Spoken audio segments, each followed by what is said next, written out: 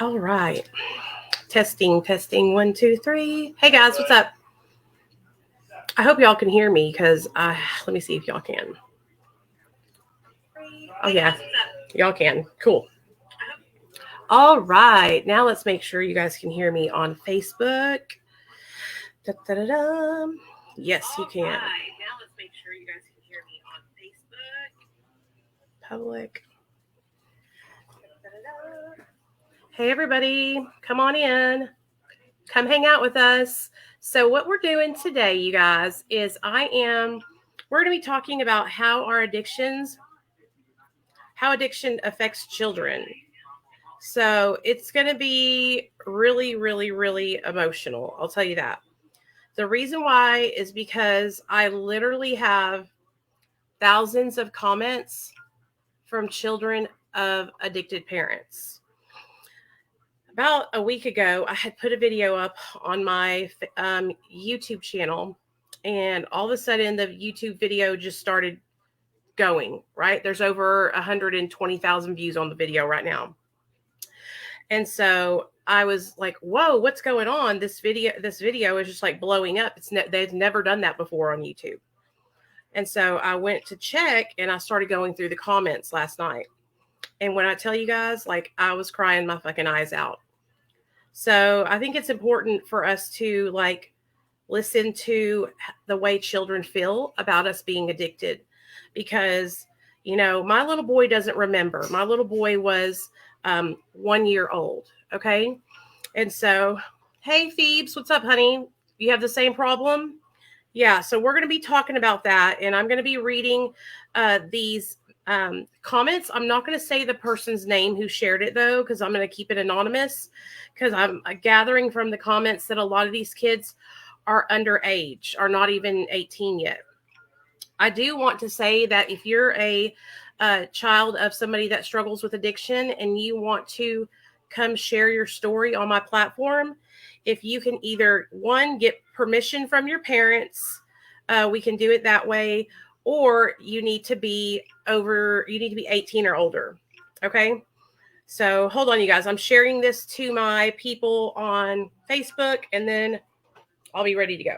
Okay, I think that's enough. So can everybody hear me good? Can everybody hear me? Testing, testing, 1, 2, 3. Hey, LB. Hey, Teresa. What's up, honey? Hey, Toga. What's up, honey? That's okay, Phoebes. You're more than welcome to stay in here with us. Okay, honey? So, I want to welcome all the people that are in here who are not drug addicts, who love somebody who struggles with addiction. I know that there's going to be a lot of you guys in here, and I want you guys to know that you're safe here and that you don't have to worry about anything, okay? I will share a little bit about myself with you because I want to be honest and transparent, okay? So I am a drug addict, all right? I was addicted to methamphetamine, opiates, and cocaine intravenously, and benzodiazepines. And I'd smoke weed and drink alcohol, but those were my favorite. Those ones right there. Those ones were the ones I was the most addicted to. I had started using drugs when I was 17 years old. I was just a kid. I thought that using drugs was cool. I thought that getting high with my friends was making me better and made me cooler, and people liked me more. You know what I'm saying? And I also really, really struggled with my weight when I was a teenager, and still do. But back then I was really insecure about it, and I struggled with it a lot. And so when I found stimulants, methamphetamine and cocaine, and I realized I could do this drug and stay skinny, I didn't think about the negative consequences. So that's how I started my addiction when I was 17. I didn't get sober until I was 31 years old. Okay. And I was pregnant with my son, and I was under the influence of methamphetamine. And I gave birth to my son when I was high. And I remember giving birth to my son and praying to God, please don't take him. Please don't take my baby. Please don't take my baby. And they didn't take my son because they didn't know that I was high. I don't know. I have no idea. This was back in 2014, and it was July 4th. And so I got to go home with my son, and I said, I'm never going to use drugs again. And for the next 90 days, I white knuckled it. Do you know what that means, white knuckling? It means I was barely hanging on by a thread because I didn't know how to stay sober. I had been using drugs for 20 years, 15, 16 years. I didn't know how to stay sober. And so after 90 days, I relapsed.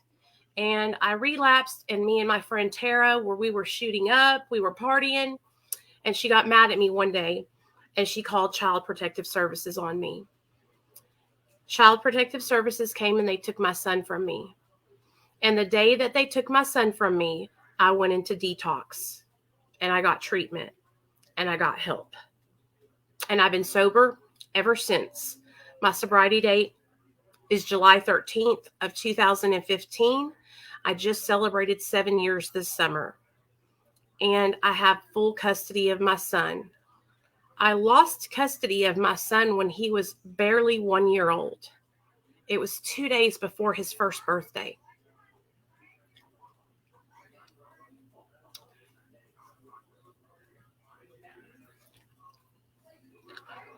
I didn't even get to see my little boy turn 1. I didn't even get to go to his birthday party. It's because of me. It's my fault. It was my fault. Because I was in detox when my son was turning 1 year old. So anyway, for the next year, I fought for my son, and I got him back, and I fought so hard. But the reason why I'm sharing this with you guys is because some parents, they're not able to do that. Some parents don't go to treatment, and they go deeper into their addiction when their children get taken away.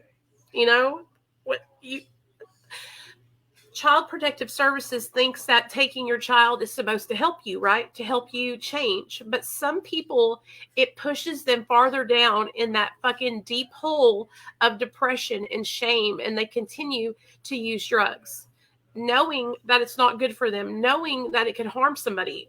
It could affect their children to where they don't get to see them anymore, So I fought, though. I fought, and I got my son back, and he's 8 years old now. 8 years old, and he is smart as hell. Y'all are going to die. When y'all see him come in here, because he will come in here, and he will show you guys how smart he is, okay? But I wanted to introduce myself to you guys because a lot of you guys on my YouTube channel don't know anything about me. And I wanted to share that with you guys, that I am a drug addict. And I posted those videos because I'm trying to share more content from the point of view of the children who are affected by our addictions. I'm so proud of you. And by the grace of God, I'm still fighting too. Good, Laura. Toga, I'm okay, baby. I just get a little emotional. Dana says, you're such an awesome person, and I really appreciate your service and what you do for this community. I'm so grateful that I found you. Well, Dana, thank you. I'm grateful that you're here too. Sonia says, I remember my mom telling me that after we were taken away, she didn't see a reason to continue. Yes, Sonia, that happens a lot. And so I guess what I wanted to talk about is I kind of wanted to how many of you guys, if you're an addict that has children, put a 1 in the chat. If you're an addict who has children, put a 1 in the chat. If you're the child of somebody who is addicted, put a 2 in the chat so I can see what I'm working with here. And there's no, I don't want anybody to feel ashamed, okay? And I hope by sharing, from our perspective, that people that the children that are here who have mothers and fathers that are addicted, I hope that by you guys sitting and hanging out with us, that you guys will hear about, our addictions, mom and dad's addiction. It's not because of you. It's not anything that you did. You are the most perfect thing that was ever made. And I promise you that every single one of your parents feels that way. I promise you. Okay. Addiction has nothing to do with you and everything to do with us and what's going on inside of us. A lot of the times we become addicted to drugs because we are struggling internally. You know, some people get addicted maybe after a car accident and they get prescribed opiates, or maybe somebody gets addicted because they had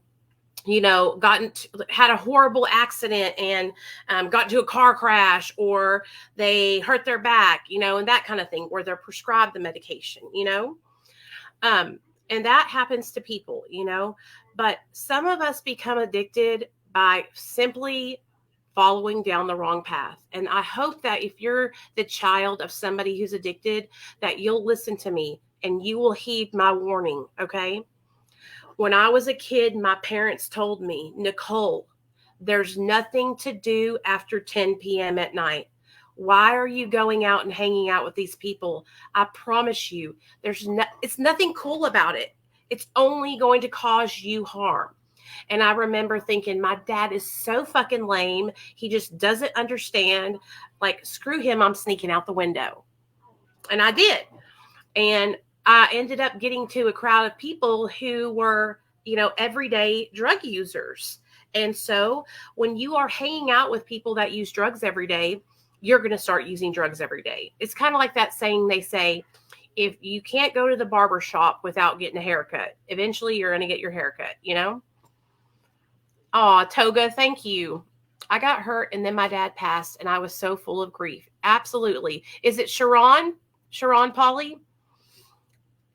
And so I don't mean to make anybody cry, but I just want you guys to understand that, a lot of the reasons that people become addicted is nothing to do with our kids. If anything, I'll tell you my experience with my son. Okay.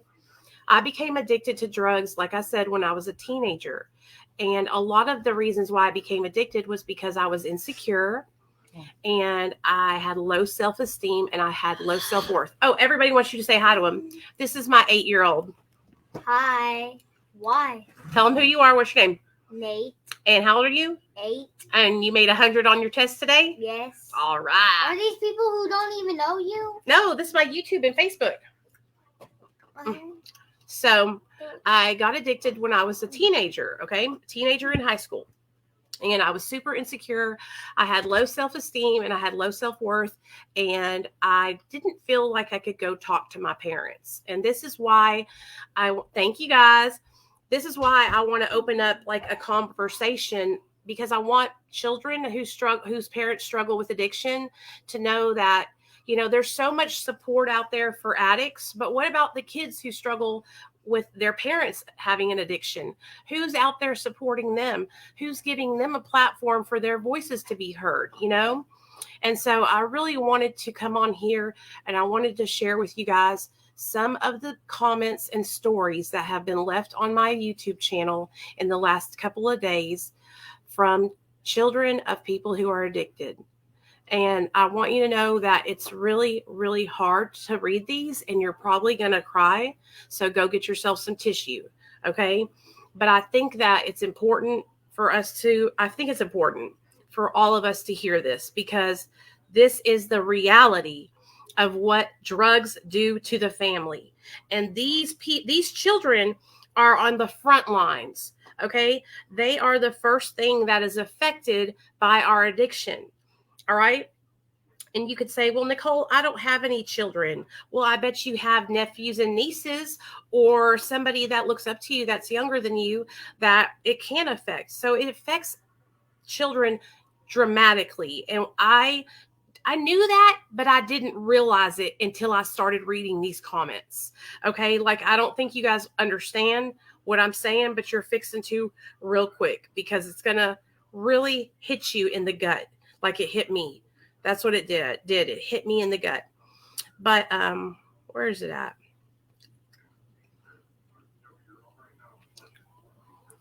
I'm glad that kids these days share now. When I was growing up, I was told if you tell anyone, CPS will take you away and you will never see your mom again. Did you hear that, you guys? Yes. So, and that's what I love. Like, I never knew that children, yes, I'm sober and I've been sober for 7 years. I never knew that kids were sharing how they felt or what happened to them before I came to TikTok. And when I joined TikTok, that's when I started to see kids posting about their experiences with their family members who were struggling with addiction. And so, okay.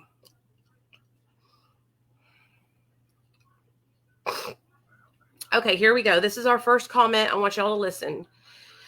I lost my mom to drugs as well. When I got out of that situation, I was relieved. Keep your head up, girl. It gets better. Next. My mom was an alcoholic. She tried to get help, but because of our family situation with my dad, she couldn't because she didn't want to lose me. Fly high, mama.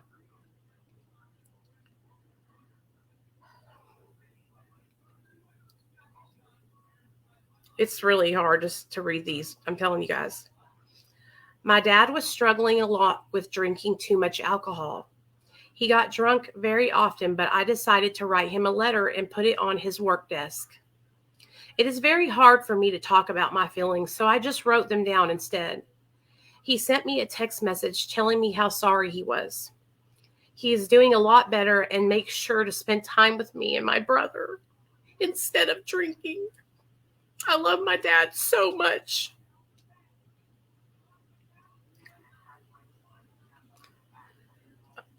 I lost my dad 4 years ago after he relapsed and overdosed. It's so hard. Time hasn't made it much easier. I was always extremely close with him. Even through addiction, he was still a good father. Though for periods of time he was secretly hiding money, lying to my mom about his paycheck so he could secretly buy drugs. We were always very poor growing up, and while my dad never let us starve, it does hurt to know we could have had a lot better off financially if it weren't for his addiction. I remember him fondly, and I miss him, but also realize my life is actually a lot better now that he's gone, because I don't have to constantly stress about every dollar. I'm so mad at him. I know addiction is an illness, but I'm still mad at my dad for keeping his relapse a secret, for not getting help, for overdosing, for all the money he spent on drugs that could have been better spent. It's rough. This is mostly just me venting, sending love to everyone else out there who has or has lost an addict parent. Like, these are kids. Like, when I read these, I think about my son typing these things out. I'm 12 right now, and my dad was an alcoholic. I'm pretty sure all my life. He would get very bad sometimes, but he never abused me physically or hurt me. Since my parents divorced when I was 4, my mom often had to come get me in the middle of the night from my dad's house because he was drunk and unable to care for me. Ever since I was about 10, I didn't stay at my dad's house at night, but I saw him during the week before going back to my mom's. On Sunday mornings when I was meant to see him, sometimes he didn't show up because he had a rough night, and I eventually got used to that, which I should have never had to. My dad was amazing, and he tried to help himself a lot since he had bipolar and mental health issues and wanted to be the best dad he could. I know he made some wrong choices, but we had so much fun together because he was the best I could have ever gotten, and we were really close. He sadly passed away on the 4th of September this year at the age of 46 due to something possibly wrong with his heart, and because it was early in the morning and he didn't show up, I thought he had just had a rough night and forgot about me. So I didn't get to spend the day with him, and I'm in tears since it only happened 4 days ago. I'm struggling with many things. I have therapy with a professional and help from my mom, who I now live with fully. But I will never forget him, and I will cry every single tear in my body for him. I miss you, Daddy. You were the best dad ever and always will be. I hope you get to eat your nachos in heaven, and you will forever be loved and missed. Oh my God. I gotta take a break. So these, as you can hear and see, that these are 11, 12, 13, 14-year-old kids commenting on this video, and they can relate to losing a parent to addiction. You know, it really, really like drives it home for me that like I can never use drugs and alcohol ever again.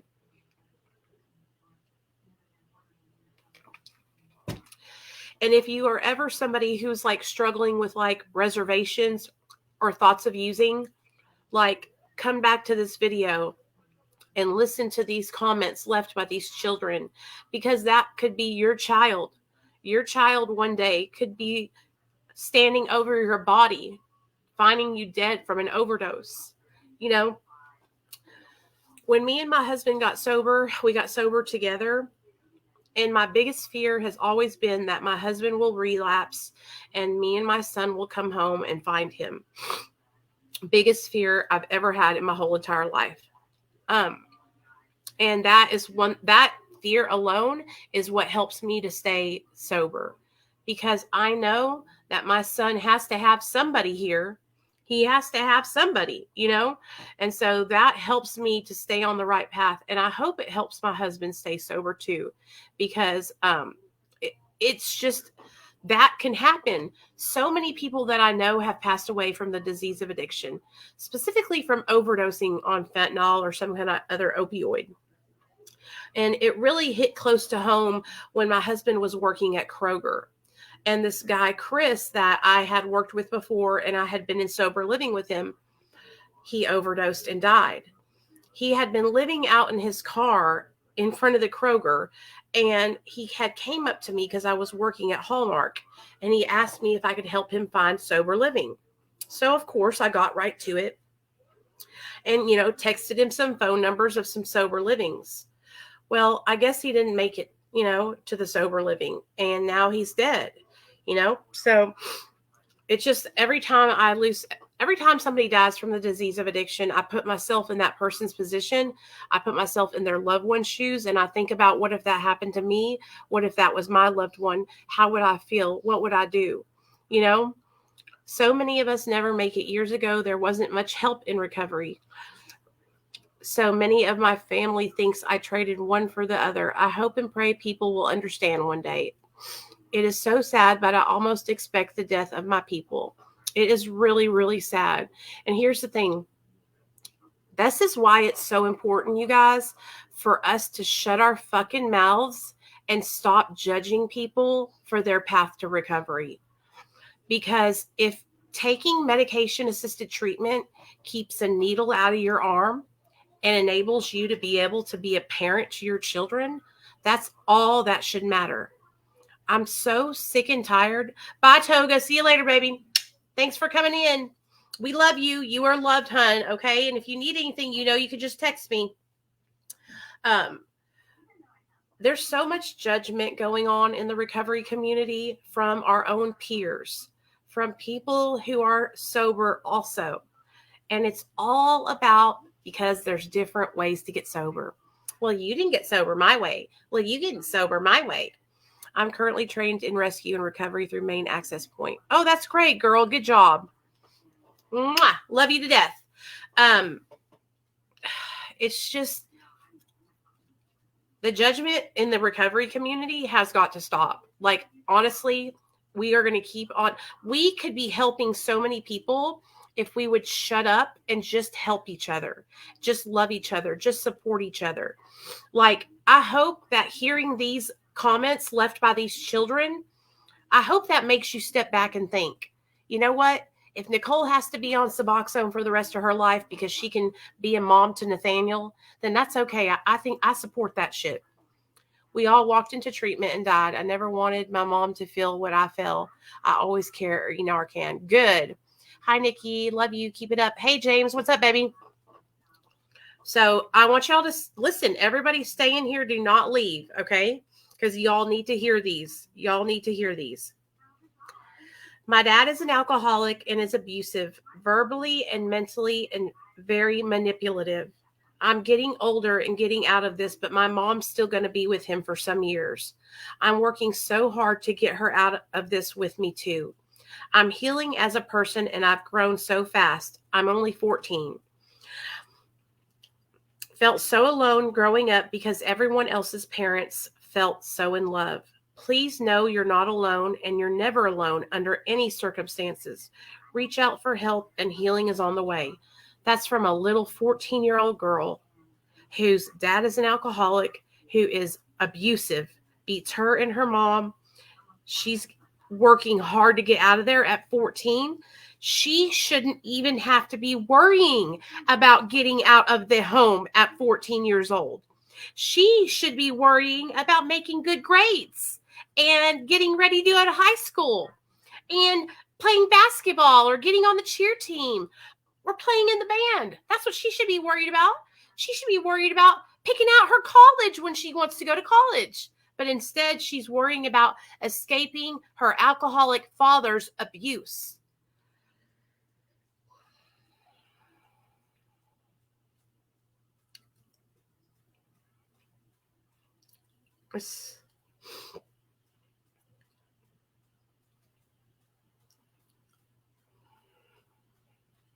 It's hard to hear this. I understand my dad did drugs my whole life and he's recovering now, but I understand and it's extremely hard to deal with. Sending prayers. Here's the next one.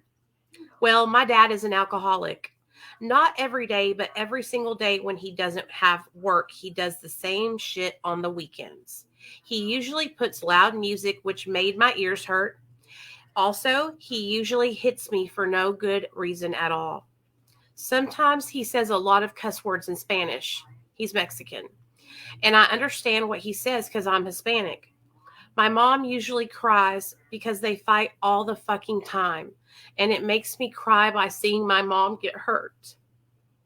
My mom got cut beside her eye. Hopefully God will fix this problem. Sometimes I'm scared of my dad. Not all children have a good life and good parents. Me. And then he said, also, I'm 11 and this still continues on and having a tough childhood. My little sister is 5 and my other baby sister is 2 and we're having a tough childhood. But we learned that we can take care of each other.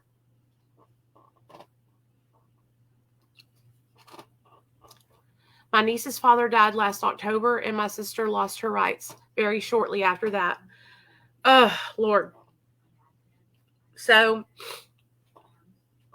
I never, ever imagined that posting a video could leave a place for so many to feel so comfortable to share. And that's why I'm not saying their names. I'm leaving them anonymous, okay?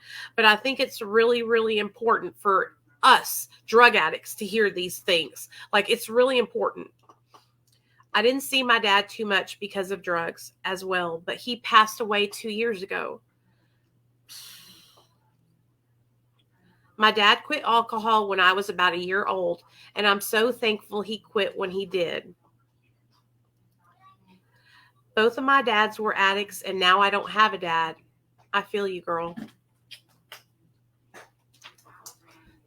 Those stories open our eyes and hearts. Absolutely. Mom, what? Could you show No, I can't. When my husband and I, no, I can't. You show a when my husband and I share our childhood, it couldn't be more night and day, right? Me and my husband's childhoods are very different too. Excuse me. What? No, baby, I cannot show a gun on you. A BB gun. No. My dad was an alcoholic, and it really affected his liver and caused him to die last year.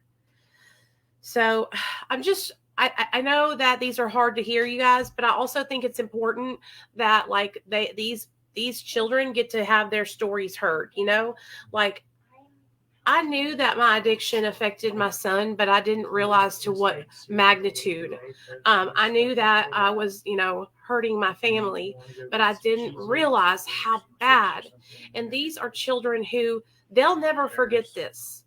Even the children whose parents are recovering, they comment because they'll never forget the fact that their mom or dad was using drugs. Phoebe said, me too. I didn't see my dad for 7 years. Baby, I'm so sorry. Children shouldn't have to know what this feels like. I was an addict, but my kids didn't go without or get abused. I just wasn't there mentally, and I take responsibility for that. My heart breaks for these kids. My dad was an addict and went into recovery and was free for 11 years, and he relapsed, and he's now currently on meth with COPD. I'm scared I will find him dead one day. Maddie, I'm so sorry. Hey, Margie, come on in, girl. We're bring your tissue because you're going to cry. For sure. I'm a daughter of an addict, and now I have a daughter. I have to break the cycle. Absolutely. Exactly. And so, Maddie, I know how you feel because that's how Nathaniel was well cared for. You know, I never abandoned him or anything like that. But because I was using drugs and alcohol, like I couldn't possibly be fully present. And so, like, during my pregnancy, I don't remember really much of my pregnancy because I blocked it all out. You know, somebody asked me the other day, they said, how could you continue using when you knew that you had a baby inside of you?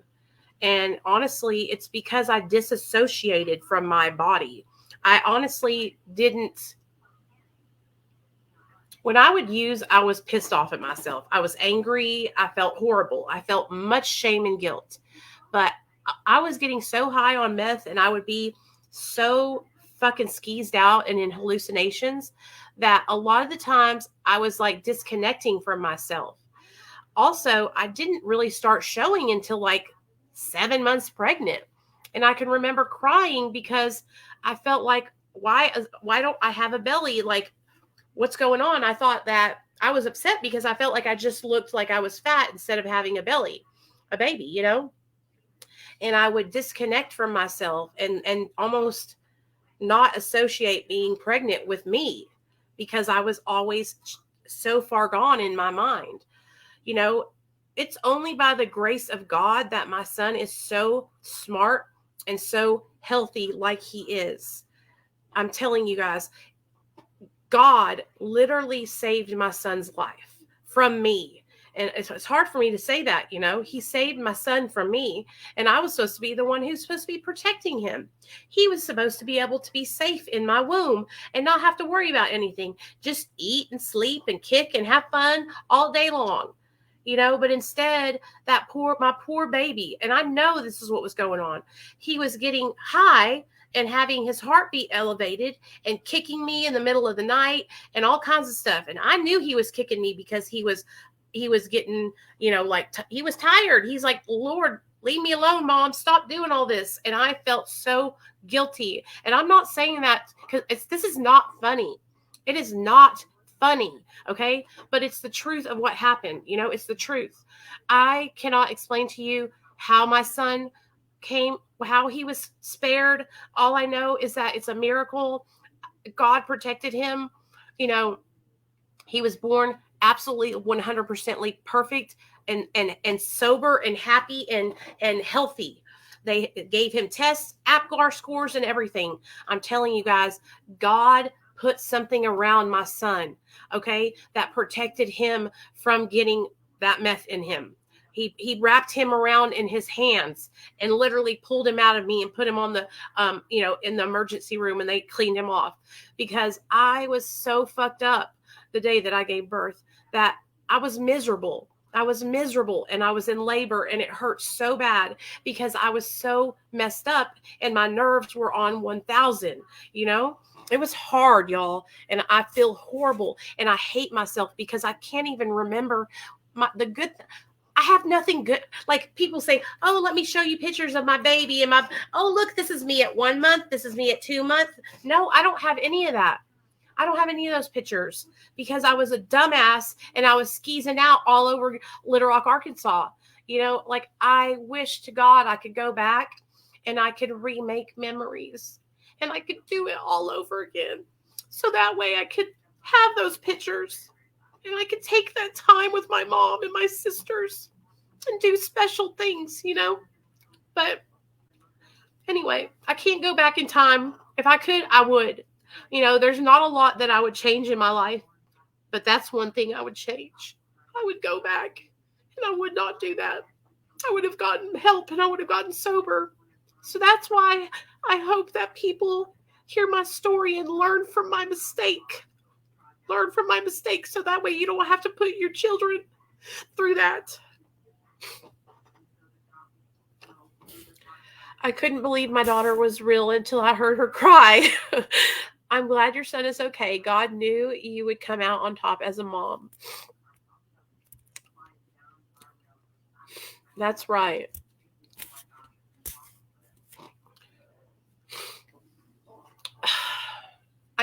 I really wish I could go back in time. Hey, Stephanie. Hey, Chris. Hey, Maddie. Hey, Laura. I see all y'all in here. Are y'all ready? Here we go. We're about to hear another comment from another kid whose parents struggle with addiction. Okay. So I remember when I was 6, I was snooping through my dad's phone and I saw a picture of my mom's mugshot from Facebook. And then when she got out on my 7th birthday, she left without saying anything. And she hasn't even set cards. And now I'm going to be 13.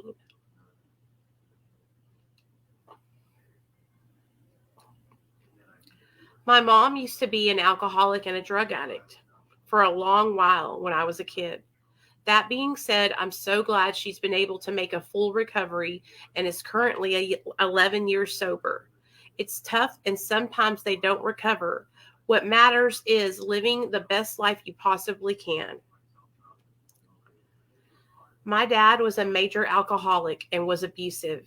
He had been a drug addict in the past, but had quit when I was little, or so we thought. He was very sick and depressed, and one day he decided he couldn't take it anymore. He knew if he drank again, he would get caught drinking right after rehab. Oh, he knew if he was drinking again, he would get caught. So he did drugs instead. Little did he know it would kill him minutes later. That was almost 2 years ago. It still hurts me to this day to think about it.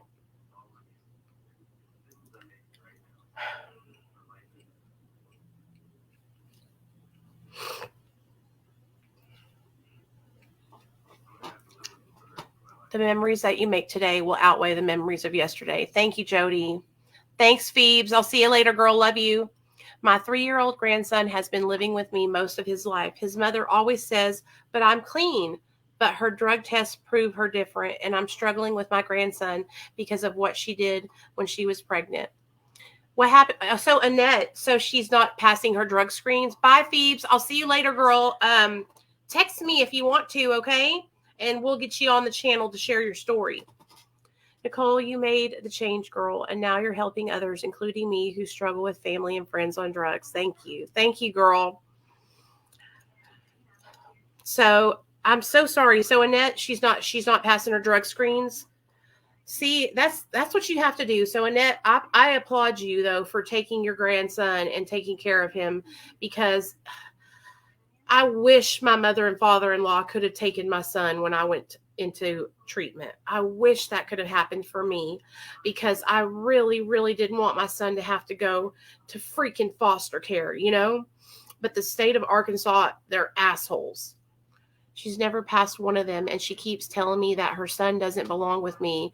Well, he's doing much better now, but I'm taking him to so many different doctors to try and get them to be, I don't know how to put this, a normal little 3-year-old. Yeah. So is it because what is he not like meeting his milestones? Is he have anger issues? Is he developmentally delayed? Tell me that, because so when my little boy was born, like I said, I was under the influence when I was pregnant, when I gave birth, and my son had no issues at all. He hit all of his milestones really good, really fine, didn't he, Neil? The only thing that he had, you guys, was he couldn't hear. And we started to realize it when he got, right before he was going to turn 1, I think. It was probably like 3 or 4 months before he turned 1. We would be saying his name and he wouldn't turn around and look at us. And that's when we realized, hey, he can't hear us. He can see and all that stuff, but he can't hear. And so we took him to the doctor, and that's when they told us that he needed tubes in his ears. And so he got the tubes in his ears, and now he's been perfect ever since. But I am just so fortunate. Now, I will tell you this. He is in 3rd grade now, and 3rd grade is no joke. They give homework in 3rd grade. And I am noticing that he has problems listening to directions. And what I mean by that is he wants to hurry through everything. Like, he wants to get his worksheet and get his stuff done and not have to bring it home in homework. But I want him to go slow, pay attention, and not get the wrong answer. Because what he does is he goes through it really quickly. His writing looks like shit because he's not taking his time. And then he gets the answers wrong because he's rushing. Because I know that he knows the answers to these questions. Because he's good at reading and vocabulary and that kind of thing. His challenge is in math. And so that's what I'm noticing. But it's not something that I feel like he needs to get on medication for. You know, like he's able to be quiet during class and pay attention. He's not like, you know, getting in trouble for being defiant or disrupting the class. My mother actually admitted to me the other day that she is proud of me because she thought for sure I would lose custody before her. But hallelujah, I'm in recovery. Hell yeah, Laura. He's got many more doctor's appointments to go to, but so far, all I was told is that he's ADHD and that he'll need special ed in school. So, Annette, ADHD can be used to your advantage. He can actually have ADHD, and a lot of kids who have ADHD are really, really smart. They just have all that energy that's misplaced. So if you can get him like involved in some extracurricular activities, I know he's just 3, put him in gymnastics, girl. Get him in gymnastics where they teach him how to do little flips and stuff like that. So that way he has something to like blow his steam out on. Gymnastics, karate. Let me think what else. When he turns 4, he'll be able to go to preschool, right? Preschool. But I'm telling you, that would probably help a lot. Hey, Thomas, what's up, man? At least you take responsibility for your pregnancy. My mom openly admitted using PCP, and acid when she was pregnant. I was born at 7 months gestation in the hospital for months after birth. My mom left me and my dad came and got me and took me home. Oh, goddamn. Maddie, I cannot wait to hear your story tomorrow. Are you going to come on tomorrow? Thank you, Thomas. I didn't want to be like her. She died when she was 42. I will definitely look into it. I'm trying to get him into daycare so he can have some interaction with other children. Yeah. So, and listen to me, like when my son was small, I didn't have him in daycare or anything like that. So like it was difficult for him when he first started his first year of pre-K. But once he got in there and he got acclimated and got comfortable, he loved it. He loved it. He needed to be around other kids, you know? And so, yeah, use that ADHD as a positive and get his little butt in some stuff to keep him busy. And that, I bet you that will I'm telling you, it'll really, really help a lot. I know it will. Because that's, you know, that's what a lot of us, I mean, I know that, you know, even Nate doesn't have ADHD, I don't think, but he still has, you know, like major energy. And also like when you're a little kid and you had to be taken from your mom, that's traumatic, you know? And also he might be very mad at his mom or upset or sad and on the inside, you know, that his mom won't get better, you know, and he wants to have, I'm sure, you know, he wants to be with his mom or have some kind of interaction with his mom. So that can make children really, really like defiant and angry because they want their parents, you know? Okay. What do you need help with, Thomas? Okay, here's another. I want y'all to listen to this. My mom was in an abusive relationship with my biological dad. He was an alcoholic and an addict. He would hit her. One day she had enough. He was drunk. My mom was picking up beer bottles. She dropped one, so he hit her.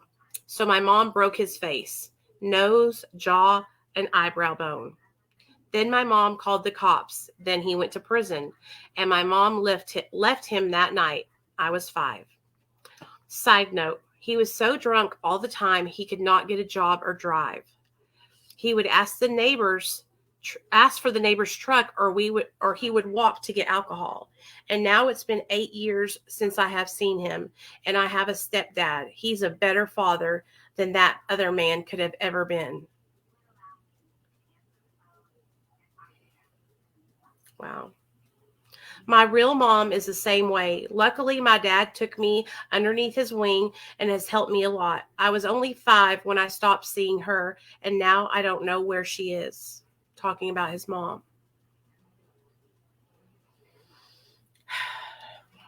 One more. My dad went to jail for drinking and driving when I was 1. My parents split up shortly after when I was 7. My dad had another kid with a different woman about a year after they were together. She told him that if he wanted to see my brother, he couldn't drink at her house or when he's with my brother. But he kept drinking, so they broke up after 4 years. My dad gets married to a lady, or 4 years later, my dad gets married to a lady. I met once. They were engaged. 6 months later, they divorced because of his drinking. Now he lives with my grandma, and I haven't seen him in 2 months. I try my best not to visit him because of how I feel when being around him. So that's what we put when we're getting fucked up. Our children they feel uncomfortable around us. They don't feel loved and taken care of and stable and safe. Yeah, Thomas, text me and I'll call you after this. Dear Lord, Lady, please send strength and healing light and love to all who struggle with this disease. I wonder what problems will arise for my girl as she gets older. I know it's my fault. Yeah, and that's a lot of the shame and guilt that I struggle with is because of the way I feel about my past, and a lot of people tell me, well, Nicole, just forgive yourself. Just forgive yourself. You're sober now. It's not that easy, you guys. It's not that easy. If it was that easy, I promise you, I would have already done it. But it's a lot harder than you think, It really is. So I wanted you guys to know that if you want to come up and talk and share, I just put a link in the chat right there. It says StreamYard's link. That is a link to come and talk and share. Maybe you want to share a little bit of your story. Maybe you want to tell us about something that you've overcome recently, or share with us how long you've been sober and what you got sober from. Nate, please stop, baby. Like, I'm in the middle of my life. It's really important, and you know that. Okay, so bother your dad right now. Okay. This is our time, right, you guys? We don't get this time but once a day. And my Facebook people, I know for sure, they really look forward to us going live together. So I just put a link in the chat. If any of you guys... Okay, hold on, Jody. I think I have to put it in there from on Facebook's side too. Hold on. Hold up. Hey. Yeah, it didn't share the link on Facebook, but you guys see it on YouTube. Cool. Okay. How am I going to do this? I know. Messenger.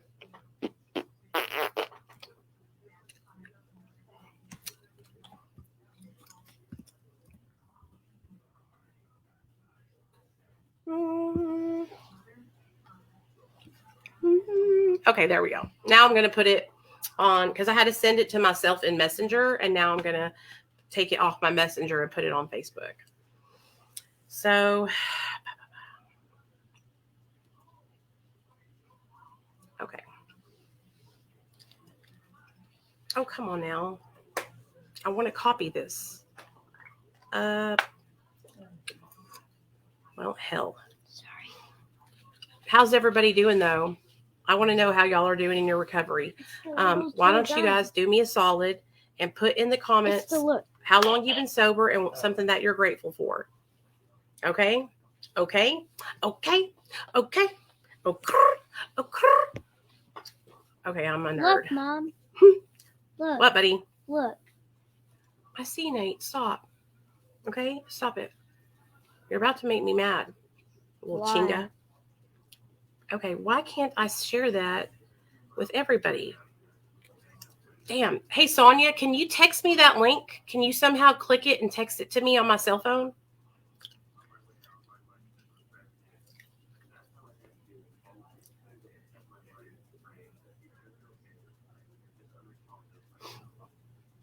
Yeah, Yeah, if you switch over to YouTube, you can jump up and come and share. But I want to get it on the Facebook side too, because I know a lot of you guys on the Facebook side.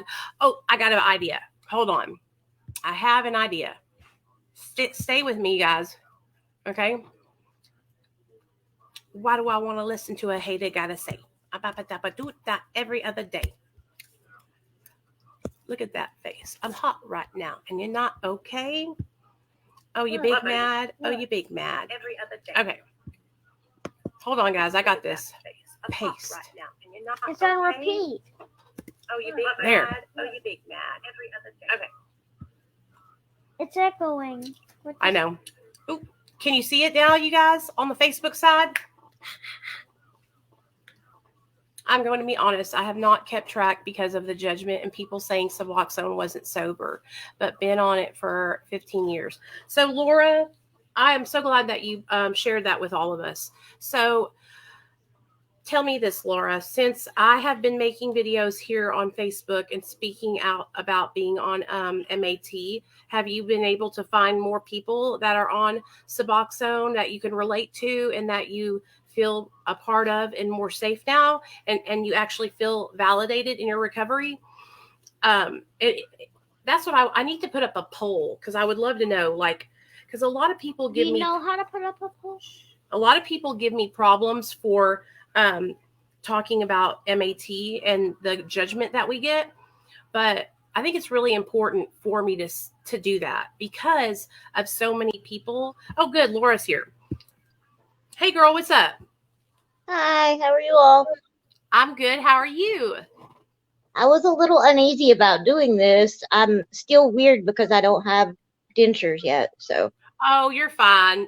I won't. We ain't gonna judge you here. So tell me what you got going on. Tell me about. I see your comment. You have felt judged by other people. So tell me about that. Yeah, I've been in recovery for probably 20 years now. I was on methadone 2 different times. The last time was after I had a car accident and flipped the car 3 times and woke up on a ventilator. So I never touched methadone and benzos after that, and I got on Suboxone. And until Suboxone, I wasn't able to stay sober at all. And I've been on Suboxone now for about 15 years. And then I was in the very early days of Suboxone, so what I was told was that I wasn't sober on Suboxone. So I never counted it in my heart because I always thought that's what I was going to be judged by. And you all have shown me different. I am so glad that you are here and hanging out with us, because that's what people told me too. But I was like, I'm not accepting that, because I mean, I didn't want to either. I mean, I know you can probably relate. Like when I was in active addiction, there's no way I would be here on Facebook heading a group meeting, you know? Nope. Me neither. I don't even like going in when I have to go in still yet now once a month. I don't even like doing that. I would be passed out, or like it would just be bad.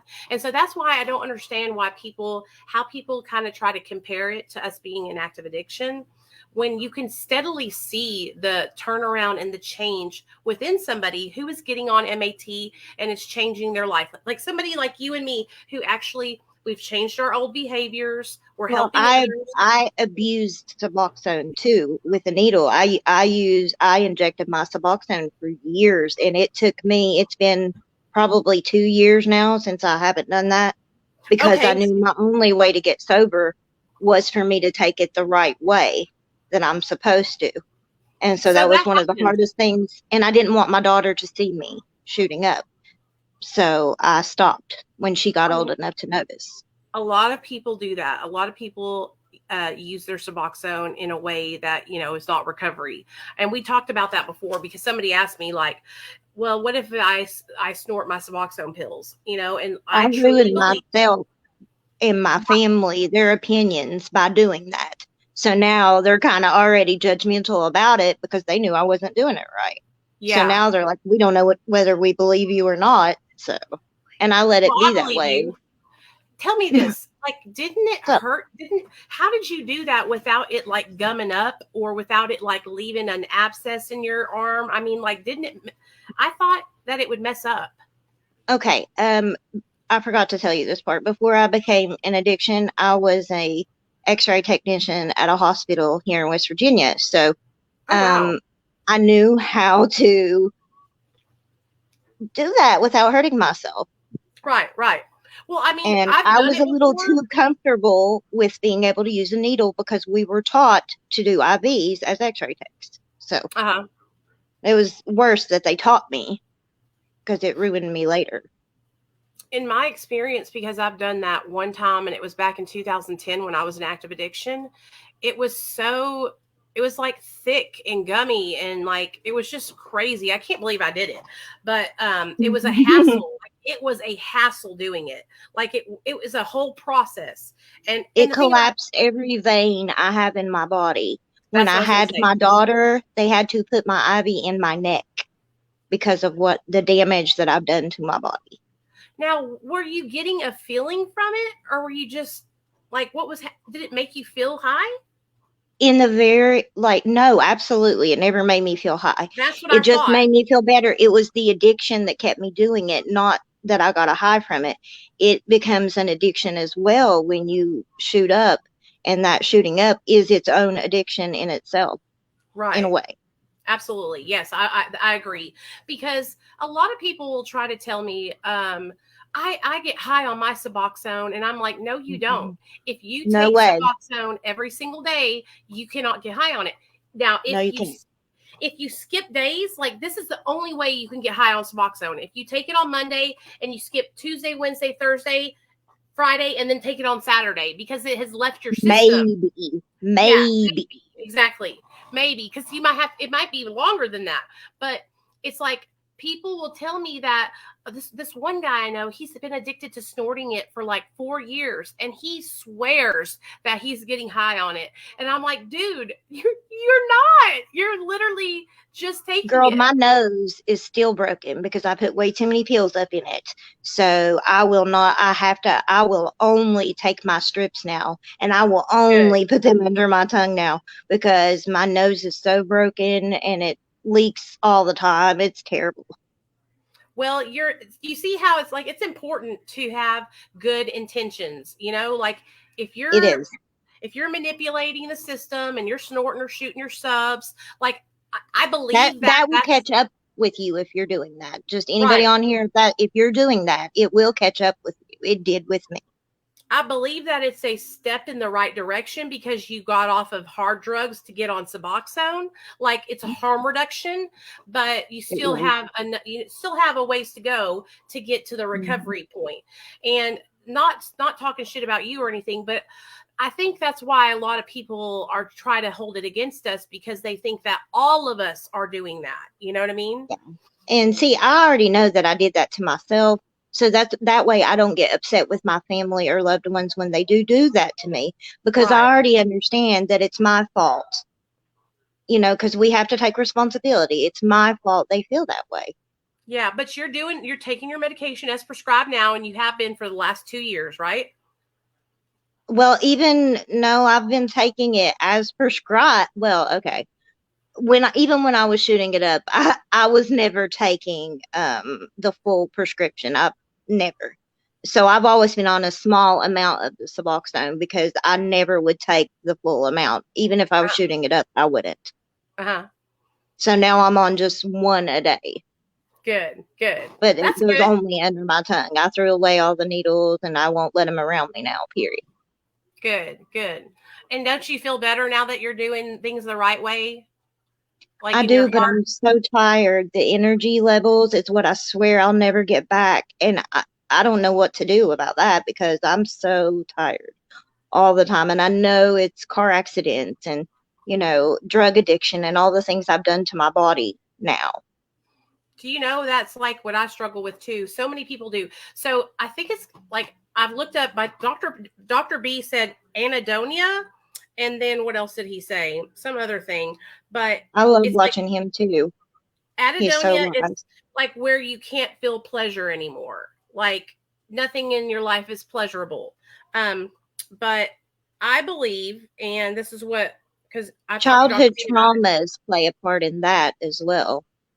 I think a lot of us we have depleted the ability for our brain to produce like dopamine and serotonin and the good stuff, right? Yeah. And because of the years and years and years of drug abuse that we took part in, like we have sucked it out of our brains. And so now the only way that we get any kind of dopamine is when our medication helps with it a little bit. And then, like natural stuff, like eating a piece of chocolate or whatever. I don't know, but it's not a lot. Sometimes chamomile tea helps me a little because I had the benzo addiction as well. So I totally feel you. The only thing I didn't do like you was the meth, but I also had a child and I was addicted when I had her. So, and the trauma of that whole experience in itself is just insane. For the last 7 years, I've been searching for the answer to why I don't have energy and why I feel tired all the time. And I mean, it has taken me to a point where I've gotten so depressed because I don't have energy. I don't feel like doing anything. I don't have motivation. And I will go to my doctor and I will cry, dude, begging him to help me. And he'll give me more Wellbutrin. And I'm like, dude, Wellbutrin's not going to help me have. They tried that with me, girl, and I was like, oh no. I was prescribed benzos at one point also, on top of my Suboxone that was in the early days of Suboxone, though. But I was prescribed both, so I actually have an anxiety condition to where I actually need to be medicated, but I cannot be. Yeah. And now I'm good without the Xannies because I see what torment they put my life and the loved ones I have through. I feel like a lot of doctors could help us, but they are so scared to give us. They're scared of us because we're addicts. They don't, I know that because I worked in the medical field. They don't want to mess with us. They are so terrified. And I understand. I can't be mad at them for it. It sucks. It sucks. But it really sucks. I know. Because I stay depressed and I'm inside. For ADD, that could help me with that and also help me with my energy, and I could take it in the morning and get my stuff done. And I would go in for pill counts. I would go in for daily checkups. I don't care. Just something. I told the doctor once if he would prescribe me Xanaxes, I would go in every day to get my Suboxone and every day to get the Xanaxes, and I would go get it daily because I was so desperate to get any kind of help that I could for my anxiety and no energy. And so I begged him to do that, and he actually thought about it with me, but I never tried to staple him down on it because I know how dangerous it is. Yeah, I can't do benzos. If I take benzos, I'm off the races. Like recently I've realized that they make me lose all fear, and I'm just like, okay. Oh, honey, let me tell you, I'm not allowed in Walmart. Okay. And I won't even go back in. I'm scared to go back in now, and I haven't done that shit for 10 years. They still look at me funny. Yep, I understand. Well, do you have anything else you want to say? I guess I'll let the next person who wants to come up tell us anything else you want to talk about, babe. My father was also an alcoholic. Right now, the biggest trouble I have is because my sister, who's 11 years older than me, is also an addict, and my brother-in-law died last October from cancer. Oh, man. And my 16-year-old niece was removed from my sister's care right after her father died because she lost it. She was already on drugs, but went on my brother-in-law's cancer medicine. Yeah. And so when he passed away, my sister lost it, and that's really what caused me even more so to do better because my niece needs me now too. Yeah. Are you helping take care of her? She's in Logan with my mom. I try to call and check on her when I can. I like right now, my heart is missing her so much because I live in Charleston. I live an hour and a half away from her. So my heart is with her and she's there. And so like, I'm very torn because I'm here with my daughter and, but she's there and I can't get to her, but I'm thankful she's with my mother. Yeah. At at least she's with family, because I'm telling you, CPS fucked me and my husband, and they made my son go into foster care, and it's just not cool at all. She's really fortunate that she could be with her grandma, you know. And my daughter, like my mom said, she was like, Laura, I swear to God, I thought it was going to be you. I thought they would take Katie, and that's my daughter's name. I thought they would take her before they would take your sister's daughter. And that actually made me feel good for my mom to say that to me. I was like, you know what, Mom, I'm not mad at you. Thank you for saying that, because you're absolutely right. I thought it would have been me too, but thank God it's not. Yeah, for real. Well, thank you for coming up here, girl. I really appreciate you. Well, thank you guys for having me. We love you. I try to, just so you know, like, I try to let everybody come up for like 6 or 7 minutes or so. And then, but if you want to come back around, like, because I want to give anybody else that has a chance that wants to come up and speak to come up and speak. And then if you, after everybody's done, if you want to come back up, you're always welcome to, because we stay on for about 3 hours sometimes. Sure. I saw that last night. Thank you. All right, girl. Love you. Bye. Love you. Okay. Does anybody else want to come up here and chit chat with me and talk about, your recovery and share with us anything that you got going on in your life? I'm going to continue, though, I want to read y'all. Okay, let me tell y'all what anhedonia is, because for those of you guys that don't know, I work with Dr. B, and so I get to have his firsthand knowledge from him. I get to message him and ask him questions. And so, lack of pleasure, an inability to experience pleasure from activities usually found enjoyable. Common causes. Lack of pleasure can have causes that aren't due to underlying disease. Examples include overwork, recent tragedy, financial problems, bad weather, boring activities, and, addiction also. Treatments. Seeking medical care. Seek emergency help if you have suicidal thoughts, might harm yourself or others. No, I think Laura's back. Hey, girl, what's up? Hi. Sorry, I lost you guys for a minute. No, I was letting you go. Did you know that? Bye, guys. I'm not technologically sound, sister. Let me tell you. You're okay, girl. I love you. That was cute. Love you too. Bye. She's famous now. You're famous now, girl. I want to, if anybody else wants to come up and share, y'all are more than welcome to come up and share. Don't be embarrassed or nervous or anything like that. Like, we love having y'all up here. I love you guys I love hearing you guys when you come up here and share, and you don't have to worry about anybody looking at you crazy or judging you, because we're all the same. You know what I mean? Can we acknowledge these great grandparents that step up? Yeah, that's what I was just telling Annette. Like, it's a big deal to be able to take care of your kids for them, and like, when I tell you guys, I'm so jealous of those of you guys who have been able to have your families take your children. Hey, Lisa, what's up, girl? Hey, Amy, what's up, girl? Hey, Rachel, what's up? Like, I wish that I could have been in that situation, because it was bad.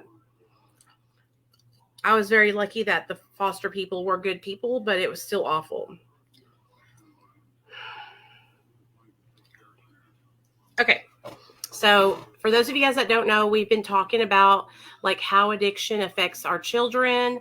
And I just recently posted a video over on YouTube, and it kind of went viral, or at least for what I've gotten on YouTube. And it got over 100,000 views. And so all the people that are commenting on it are kids whose parents are drug addicts.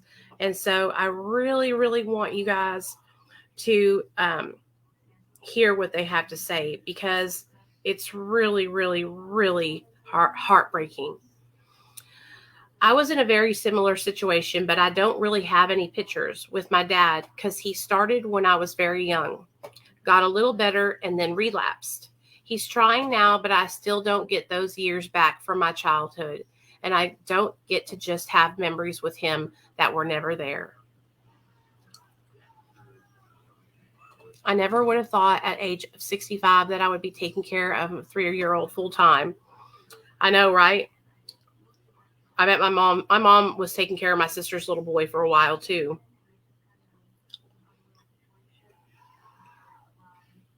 In the beginning of 2021, my uncle died to an overdose, and my dad almost did too. Then in April this year, my dad got arrested for drunk driving. Today is his birthday, and I'm going to see him, but my mom has to go with us because we were in the car when he crashed into a parked truck when backing out of our driveway. So he was also charged with child endangerment.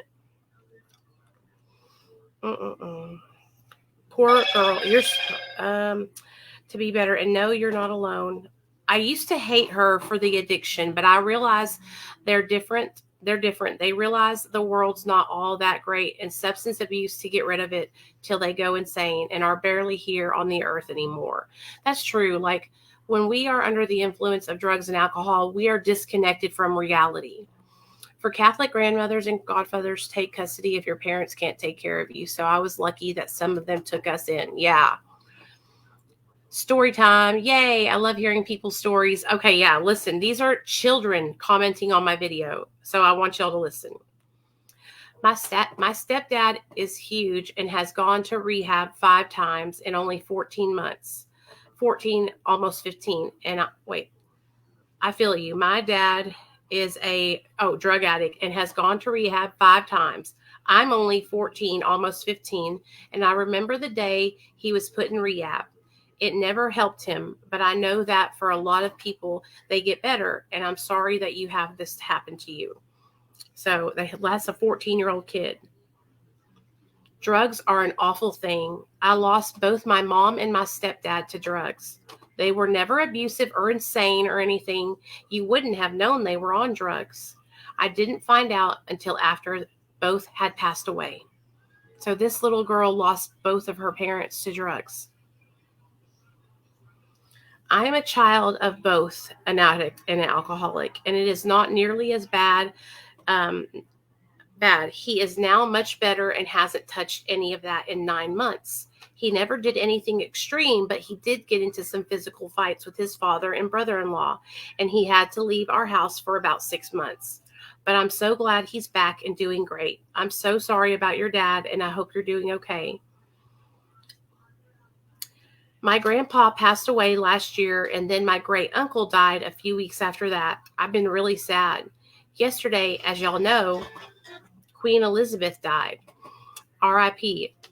I was extremely upset about that, and then I got news that another family member had died due to an overdose, and my uncle was going to commit suicide. It's been very upsetting, and I poured my heart out to my friend, and guess what she did? Started talking about her crush. Like, I just explained that I'm upset, and you're going to start talking about some stupid boy? And then she got mad at me for wanting to take a break. But yeah, I just want to cry. I'm going to comment back.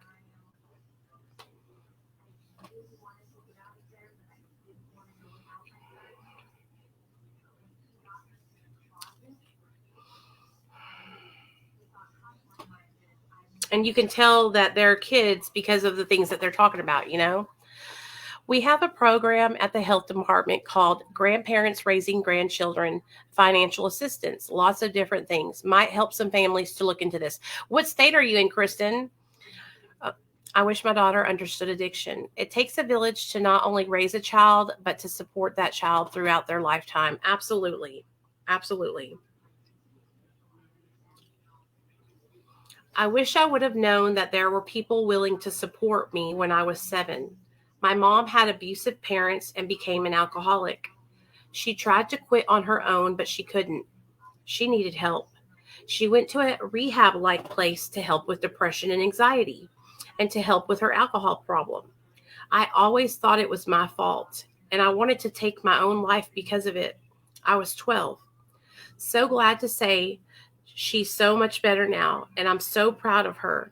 And now I'm unfortunately on medication for my anxiety and ADD. I said, hey, that's okay.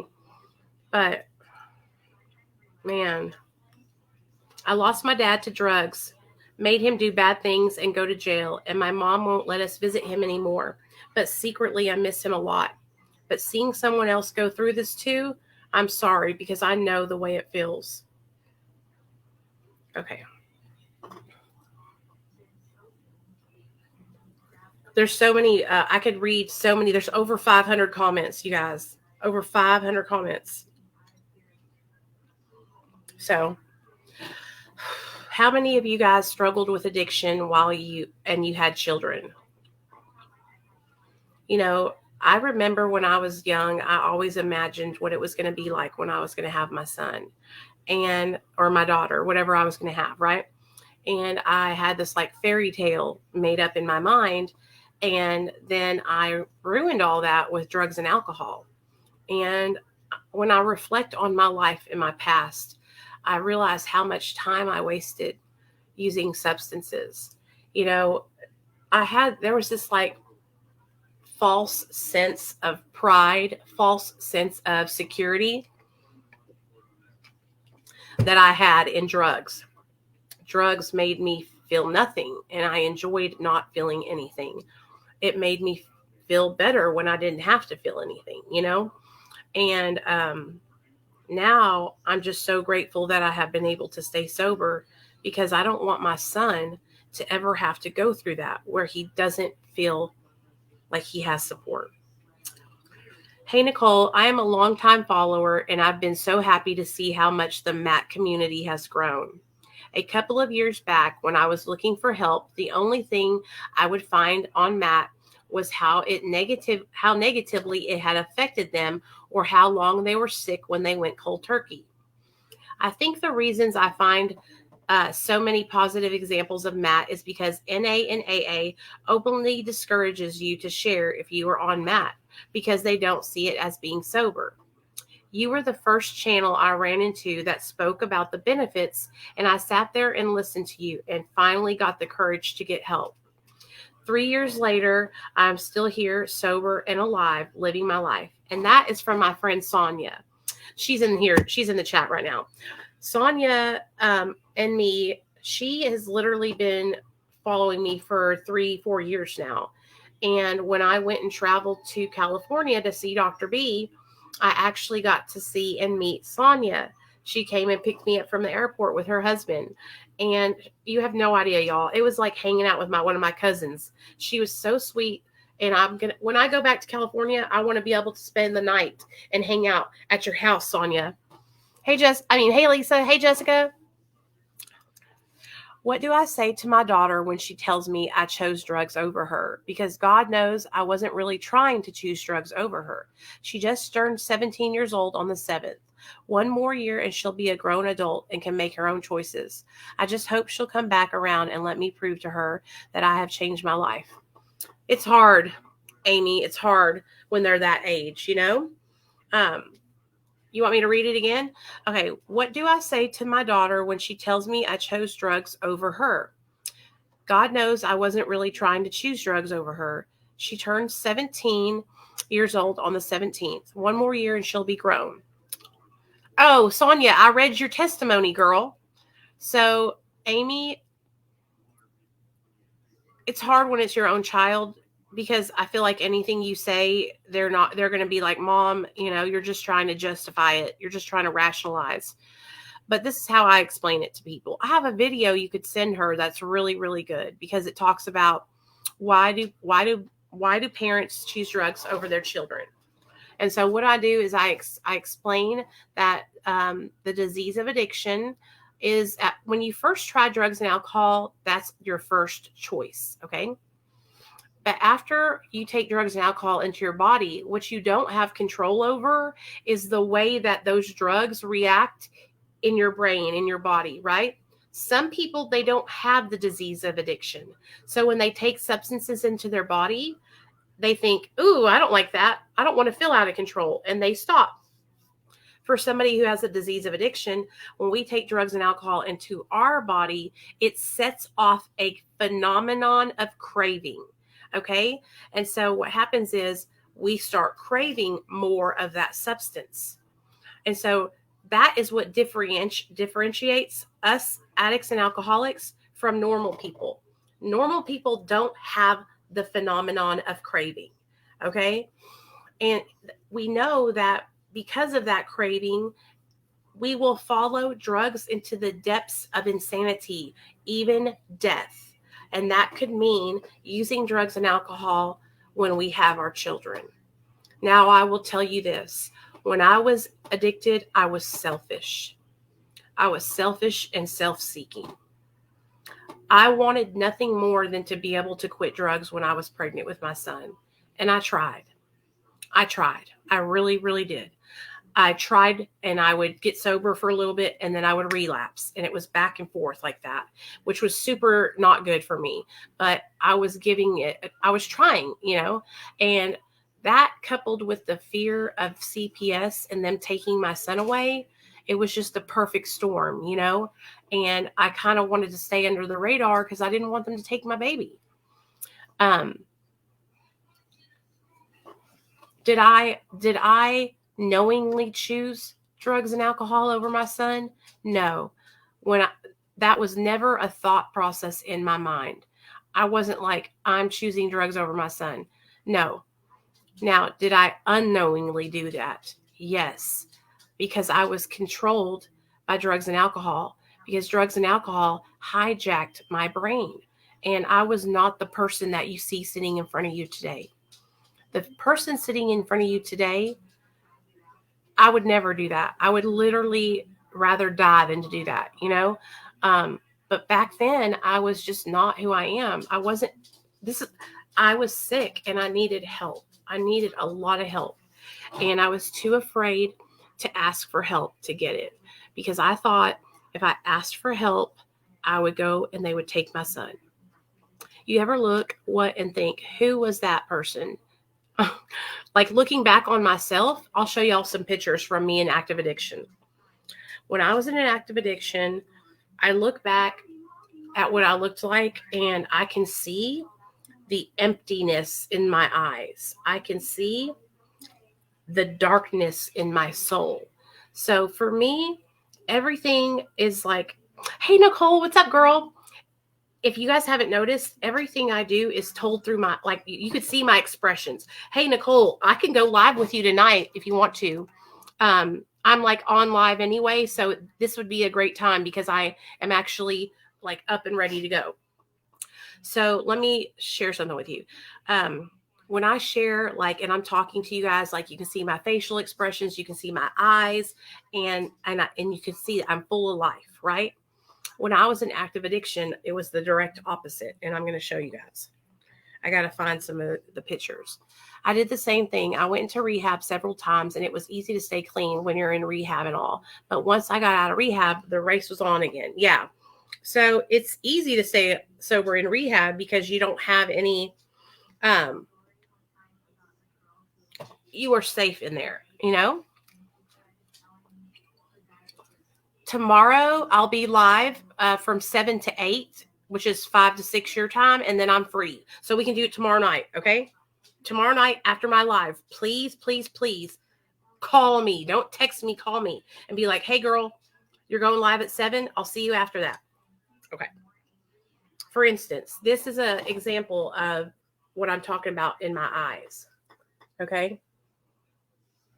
Do you see what I'm saying? You can't really see it that good, I don't think. It was just like a deadness in my eyes. Hey, Mark, what's up, babe? It's a deadness in my eyes. It's like a block, and you can see that I was just, look how tiny I was. And I was just so sick, dude. So sick. But that's how I can always tell when I'm looking at pictures. I can tell if I was fucked up or not by looking at my eyes, and I can always see it right away. Oh, that's it. My eyes, that's what I looked like when I was in my addiction. I wish I could get back to that size again because I was happy at that weight. But I don't want to go back to that life, of addiction. Neil, will you take Jetta out, Neil? Huh? Will you take Jetta out? I stumbled upon you on Facebook, and I would like to follow you, but I'm not seeing anything on my phone to allow me to do this. Hey, Annette. when you go, you have to add me as a friend, or if you want to follow me, then there is a I think it's, I don't know, on here there should be a follow button. I just don't know where. Let me go and look and see if I can find it, girl. Okay. Nate, don't kick, buddy. Okay. My son's sleeping right here. I gotta find it on my phone and look and see. So when I go to my, it says followed by. So where's the follower button at that you can follow me on? There should be, like, by my picture and everything. There should be like a little spot where you can follow, or because I can't see it on my end because I'm not, I can't follow myself.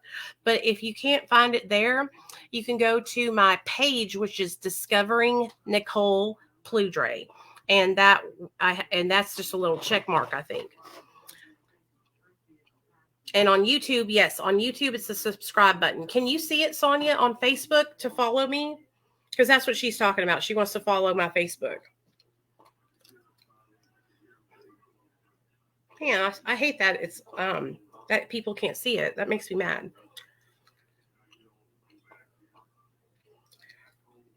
And here's the thing, you guys, like, I really want you guys to understand something. Like, I would never make excuses. Like, I fucked up, I caused my child I could have really, my son is so fortunate. I am so fortunate that he is okay and he is happy. Hey, Lindsay. Hey, Tasha. What's up, girls? Because it's not because I was a good mom. I was terrible. My son deserves so much better than what I gave him. And I will forever feel that guilt and shame. And I'll never be able to let it go. Never. Okay. Will you send her a link, Sonia? Thank you. I appreciate you. Sonia's got it covered. I got to make you a moderator. Hold on. Because I think I got rid of all my moderators here on, or I'll do it. How do I do it? I used to be able to do it so easy, and now I can't. Frappuccino. Okay. I'll have to figure it out. But I'm going to make you a moderator. And for those of you guys that don't know, hey, everybody, come on in. We're talking about how our addiction affects our children. And I have been reading to you guys some comments that have been left by children on my YouTube channel. Hey, Francis, what's up, girl? That's okay. That's okay. Because I know that that's your mom's account that you're on. I remember you because you have the same last name as a girl I grew up with in high school, Calhoun. So, like, I have my Facebook page, which is the Discovering Nicole Pludre. And that's my page. But I'll tell you, like, the best thing to do is to follow me on my public or on my Facebook account, like my personal one, because I do everything on my personal account. The reason why I do everything here and I just share it over there to the page, because there's 36,000 of you guys here on this page. And I want to make sure that I go live where everybody's at. You know what I mean? And so I always share it over to my Discovering Nicole page, though. So that's good, I guess. I mean, do I have it on there? Did I not share it? Oh, hell no. Now I got to share it over there. But I always go live every day, Monday through Friday, maybe on the weekends. I haven't decided, but I go live every day here on Facebook. Sometimes I go live at 3:45 or 6 o'clock, but I will always post on my Facebook page and tell you guys, hey, today's live is going to be at this time, or today's live is going to be at this time. So that way you guys know.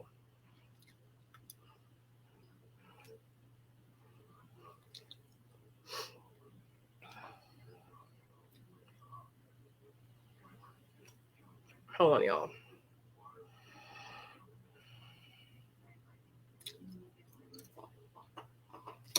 Hey, kid. What's up, baby? And I appreciate you for helping, Sonia. It really helps me out a lot. Okay, let me get back to the focus, Nicole. I still want to read you guys some more of these little stories from these kids because I think it's important. Now, I will tell you this. I have put it on my account. I told the kids that if they want to come tell their story, they have to be 18 years or older. If they're not, they have to have permission from a parent. Okay?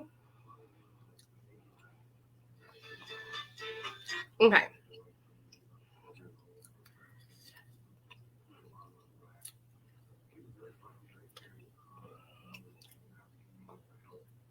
Yeah, thank you, Annette. Okay, so here we go. I lost my dad to drugs and oh, we read that already. Drugs made him do bad things. There's so many comments. I'm trying to go to the very bottom. I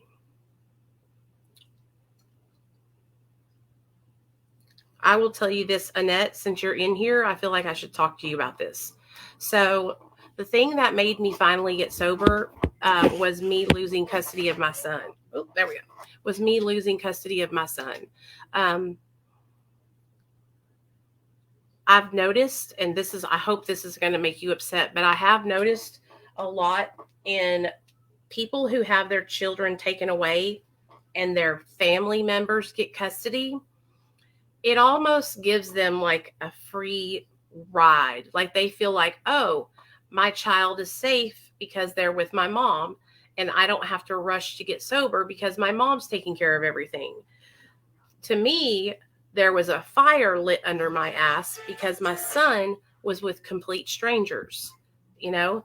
And so that made me like super duper like eager and gung ho to get him back. Now, do all people do that? No. Some people get serious and that doesn't matter who has their kids, you know, they get serious and they get sober. But I have noticed that's kind of like happens for a lot of people. I watch and thank you. It's kind of eye opener of how to see how it affects other people and how an addiction can affect other people, not just the person going through it. Hopefully I get to watch more lives. Oh, thanks, Ruiz. I really appreciate you coming in here and hanging out with us, girl. And me too. Me too, girl. I'll be crying my eyes out reading these. And it's eye opening. It's eye opening to see how our addictions affect our children. Listen to this one. I went through the exact same thing. My dad died when I was 9 years old, and I was the one who found him. He was my best friend. He is still my best friend. He's just in heaven now. God damn. Like, that's from a little kid wrote that, you know? Just like the other kid had written something about being worried about his parents and getting out of the house. And like I said, they shouldn't have to worry about that. All they should be worried about is literally being kids, having a good time.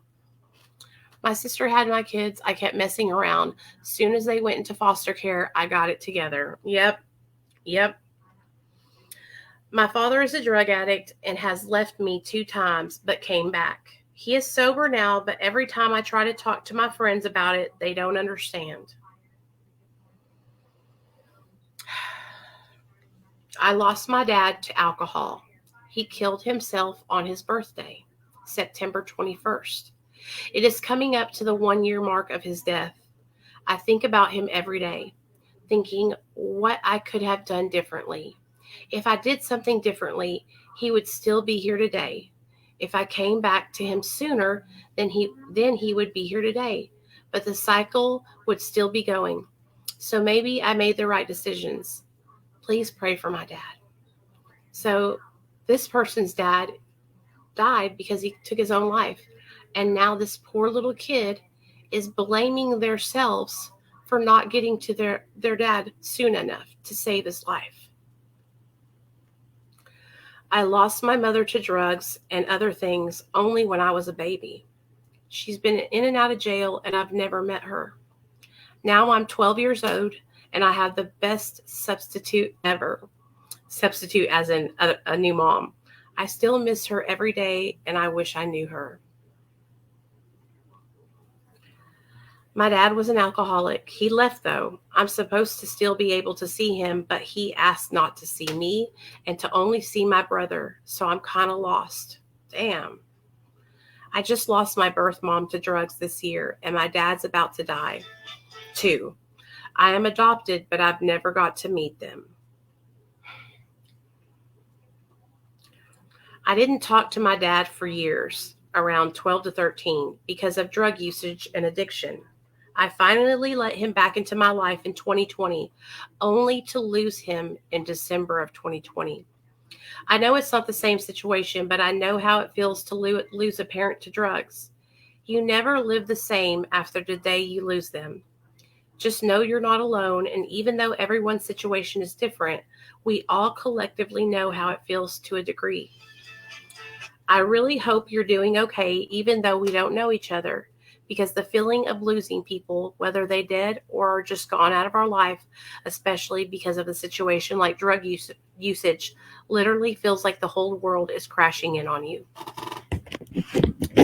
It is very, very sad, and it's very important for us to hear this stuff, you know?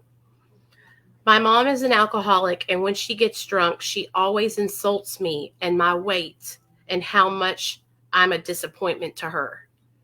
That pisses me off. So I commented and told them that they're not a disappointment. I moved out when I was 18 due to living with drug abuse with my mom for almost my whole 18 years of life. I'm now 20 and can say I feel free, not to be guilted for no reason and told that I'm a burden because she don't receive CBT for me anymore. I guess child support. And for them to snap on you whenever they feel like because they're coming off of drugs. Oh, that makes me so sad.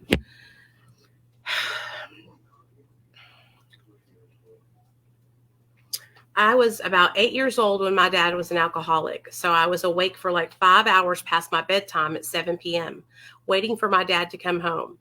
At 4:45 a.m., he had to go to work again, so I woke up and I remember saying, "Please don't leave me," and "goodbye" every time he left.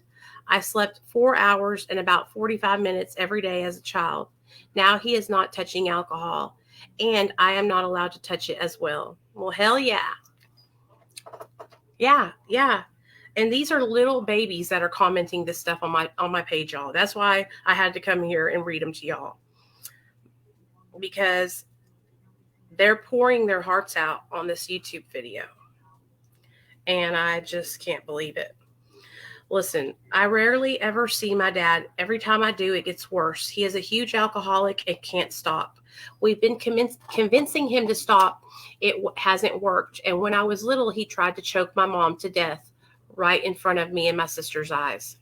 She left him and called the police, but we had already drove to my relative's house. So by the time they got there and they said they couldn't get in, later we found out he passed out in the bathroom and didn't hear the door. And he denies the whole thing. And I'm like, dude, I was literally there. And I don't know what to do. He also started dating an insane lady a few years ago, and I'm scared for him every day. Every day they get into fights. He also started vaping, so that's a new problem. He has also chased my mom's car once. She was dropping us off because we used to stay there 3 nights a week. Now we don't even stay one. And he said, "I'm not drunk." My half-sister, he is not the father, started crying, and we had to call the cops for an alcohol check. And there are so many more stories. I cannot type them all. Okay. I'm not going to make y'all hear any more of those, but you might think, oh, my son or daughter is young. My addiction doesn't affect them. They don't know what I'm doing. They can't tell or whatever, right?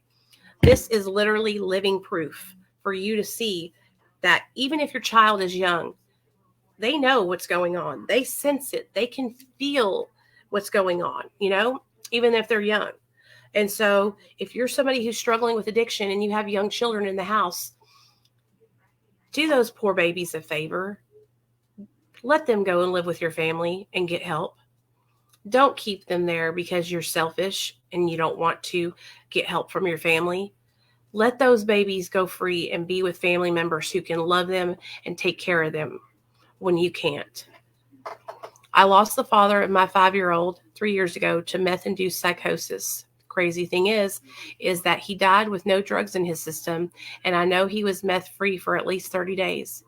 Hearing her tell everyone that ever comes in her life that her daddy is in heaven kills me. The father of my 2 oldest girls have been in and out of jail, and when my now 8-year-old was born, his arrest record and his daughter's birth announcement was in the same paper. Oh, man. Now on to me. For the last 3 years, I have been... Oh, it didn't show. Okay. Oh, that was going to show more. So, sorry about that. I'm so sorry, Jessica. But yeah, our babies are so smart, and they know exactly what's going on. And so, I wish that I had been smarter and just asked for help. And that's why I make my videos talking about addiction and a pregnancy and having children, not because I'm bragging about it, not because I want to be famous for being addicted and pregnant. It's because I want to help people not make the same mistake I did. Like, who would want to be famous for being addicted and pregnant? You know what I mean? That's not something I want, but I do want to help people. That's a hard pill to swallow, letting someone else take care of your kids because you literally can't even take care of yourself. Yep, it really is. It really is hard. But you know what? It's the best thing you can do. And because here's the thing, like, I realized how selfish I was, and I could have gotten help, and I could have placed my son with family who would have taken care of him. Hey, Turtle. And I regret that. And I will always regret that. And so that's why I want you guys to know that there's no shame in doing that and getting help. That's a respectful thing to do, to say, I can't do this. I need help. I need help, and I don't want to cause my children any more harm. Reading all those kids' comments and hearing them talk about how they love their parents, even though their parents are on drugs. Like, your child's love will never diminish. Your babies will always, always love you. They'll always love you. And kids are super resilient, right? But they deserve so much more than us being fucked up and high all the time. They deserve to not have to worry about where their next meal is going to come, or worry about people stealing their stuff because you're having every Tom, Dick, or Harry up in your house.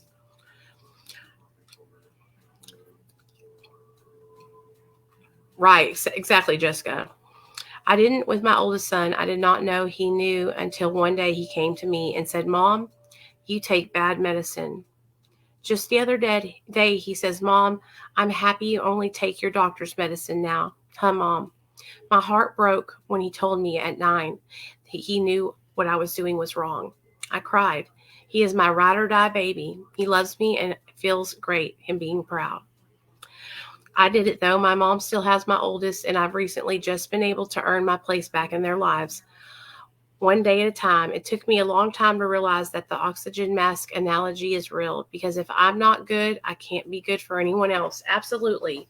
And listen to me, I understand, you guys. It's hard when you are a mom to admit that you are not in a good place, right? Because we're moms. We're supposed to just make things happen. Do you know what I'm saying? And so having to admit that you're struggling and that you can't do it on your own, it's fucking hard, dude. It takes a lot of courage to do that. But I'm telling you, it'll be so much better for you if you do it that way than having your kids removed from your care. Having them ripped out of your care by CPS is no way you want to go. It's the worst. My son said he was happy I don't act funny and sleepy when I come out of the bathroom anymore. Oh, Jessica. We fix everything, but in addiction, it's hard to fix that. Yep. So I'm about to wrap this live up, but I am going to be going live over on TikTok now. So if you guys want to come over and hang out over on TikTok, I'm going to put my TikTok name in the chat for you guys to see. I bet you I can get my link too. Hold on. Let me get y'all my link. That'll be easiest. Because I'm going to go live on there and go downstairs. I'm going to get the dishes in the dishwasher, and I am going to go on live and talk about, because I talked about this last night on live on TikTok. So maybe I'll talk about something different. I don't know. If y'all want to come and help me out, though, y'all can. there's my TikTok account. Y'all can help me out with the topic over there. Let me put that up. Pin. All right. I love you too, Lisa. Thank you so much to everybody that has became a member over on my YouTube channel. You can see Lisa has that little green sign beside her name. Over on my YouTube channel, there is a way for you to become a member of my YouTube channel. You don't have to pay to be on there or to subscribe, but if you want to support me, just in a different way, I think it's $5.99 for the membership on YouTube, and it's just a way to show, just to support me. Now, I was trying to do member only live streams, and I still haven't been able to nail down a time for that, but we will be doing member only live streams very soon. I just need to figure out like a time of the day where everybody that is in my membership can be available. And then we'll have like one members only live stream every 2 weeks. So 2 a month, and it'll just be all of us. So thanks, Turtle. But like I said, don't feel pressured. You don't have to do that. It's only if you want to. I really support any of your support. I really appreciate any of your support. If you want to support me and you're like, Nicole, I ain't got $5.99. That's okay. You can support me in commenting, liking, and sharing my videos. Sharing my videos on other people's pages and other platforms helps me out a lot. It helps me to be able to get the word out to other mothers who might be pregnant and addicted or have their kids and are struggling, to other fathers all over, So I appreciate y'all. So I just put that out there. It's just like a thing that YouTube has enabled. And so I don't ever want to make anybody like feel uncomfortable or feel like I'm just trying to like get money from you, because that's not the case. If I was, I'd set up a GoFundMe and be like, I need money. No, I'm just like, I love you guys. Now, what I will tell you guys this, how do you view live? What do you mean, Maddie? Oh, for our members only lives on YouTube. So if I do a members only live, there's a way for me to communicate to only my members. So what I do is I go on my community tab and I message all my members. It'll say members only, and it'll alert you, and I put the link to our live stream there. So that way only you guys can click on it, and then we go live. And then what I do when I do those members only lives, it's usually like you guys come up and we all come up and we're all on the screen, or we take turns coming on the screen. And it's nice. It's fun to connect with everybody like that. So, but that's just an option. You don't have to do that. Okay, guys. Now, on TikTok, I'm going live right now.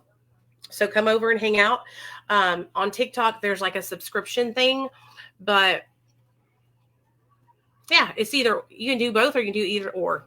Hey, Luke, what's up, man? Thank you, Dana. I appreciate it. And like I said, every single one of you guys, when you share my content and you invite people over to listen to my videos, it helps me a lot. And I really appreciate you guys spreading the word and just being here to support me. Every little bit counts. I started my YouTube channel in 2017, and it took me years to build it to this point. And I'm about to hit 11,000 here any minute now, because I just hit, let me see. I want to show y'all. I'm really happy about this because I've been working so hard. And the way I do videos on YouTube is different. Like, I don't put out YouTube videos that are all professional. Like, my way of connecting with my audience is like we are now. It's connecting with you guys. It's going live. And I'm more of a hands-on kind of person. So we're at 10,851 over on YouTube. And I just hit 10,000 at the beginning of the week. So that's huge. So if you guys are not following my YouTube channel, you better come over and follow it. Okay. All right. I'm going to sign off. I will see you guys over on TikTok. Keep it real. Share my shit, like my shit, and comment on my shit. Don't use drugs. If you have children and you are a drug addict and you're struggling, like I said, reach out, get help, have somebody take your kids so that way you can get sober. I hope by sharing these children's comments with you and sharing what they go through, loving their parents who are addicts, I hope it helped you see from a different perspective how much our addictions hurt our children. Okay? All right. Love you guys. See you tomorrow. I'll be on here tomorrow too. Bye.